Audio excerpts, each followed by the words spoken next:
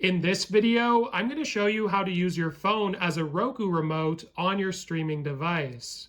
So the first thing you want to do is download the official Roku app, and from here we can open it up. Now, in order to use your phone as a remote, it does have to be connected to the same Wi-Fi as your Roku device, so do bear that in mind. So the first time you open up this app, you will have to put in your sign-in information. And once you've done that, we're going to select this little TV button at the bottom because we're going to be connecting this to our Roku. So we're going to select Connect Now, and we're going to go to OK. So we'd like to find and connect to devices on this local network, and our TV should pop up.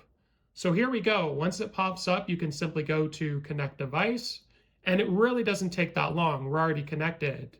Now from here, we can use the remote, which is this middle button, or you can select it there. And this is going to bring up the remote, which we can use on our device.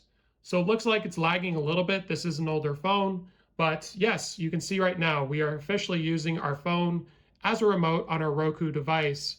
And something important to note is if you're ever having problems with your remote, what you can do is use your phone in the meantime, and then you can actually go to remotes and devices and add your remote this way to help with troubleshooting issues if you can't pair your new remote. So hopefully this video was helpful. Like and subscribe, and we'll see you in the next one.